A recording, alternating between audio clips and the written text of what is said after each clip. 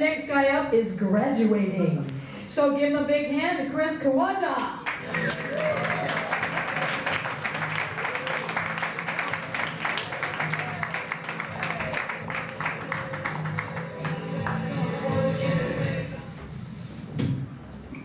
I can only look at it from this direction. So before I start, I actually want to say thank you. The graduating class are actually supposed to be on Friday, and I couldn't get my shit together, so I asked to go on today. And it's a very nice community here, so I want to show appreciation for everyone in the community, because thank you guys. And this is a great place to do classes. And speaking of community, the one thing I realized that the whole community has in common is how to react to the red light. Everyone's like, you know, like the nod point. So I'm going to try and pick that up tonight. But it's been a great time. So on my way in, I noticed someone bringing Starbucks. It's like 9 p.m. and they're drinking Starbucks. I'm like, you know, this is one of those things. It's so pervasive. And the thing that bothers me about Starbucks is it's one of these things, there's sirens, it's one of these things that it used to be,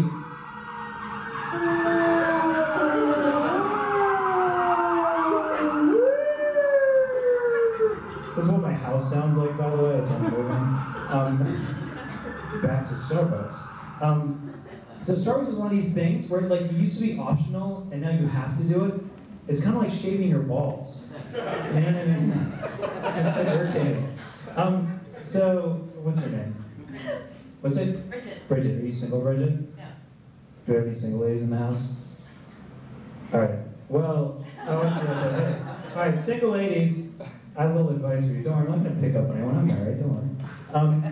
Here's my advice for single ladies, now that I'm out of the single ladies zone, is do not ask a guy how many girls he's had sex with. Because guys lie. Guy will be like, 4-ish.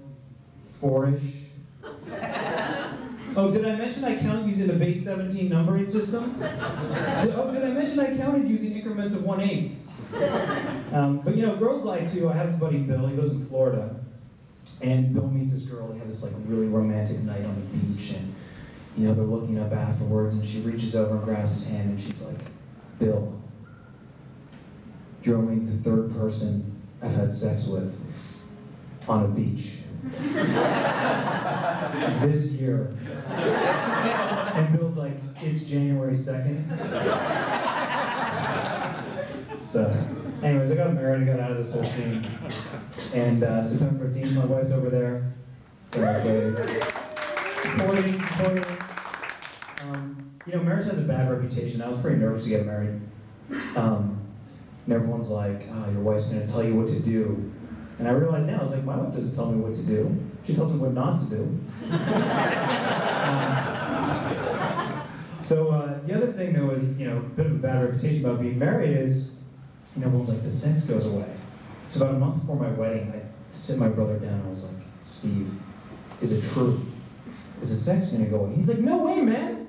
He's like, I just had sex this morning and last year. Sweet. So sex can get you a lot of things, including getting your wife pregnant, which is something that I did, by accident. And like most guys who get their wives pregnant by accident, I was like, I had that reaction. She's like, honey, I'm pregnant. And I was like, yes, my boys can swim. Followed by, no, how the fuck did that happen? And she's like, I have an idea how that may have happened. Yeah, but you know, pregnancy, it's kind of a scary time. You know, one of the things is, you know, there's a lot of money that has to go to the baby, so, you know, all of a sudden the budget's tight. But I realized that you just have to learn how to ask for things.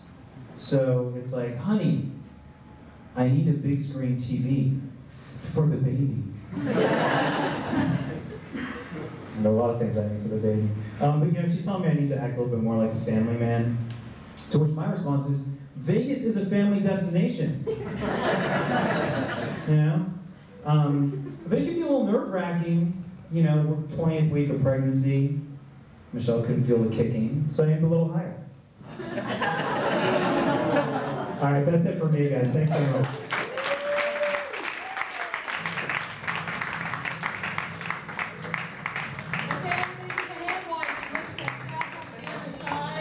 scratch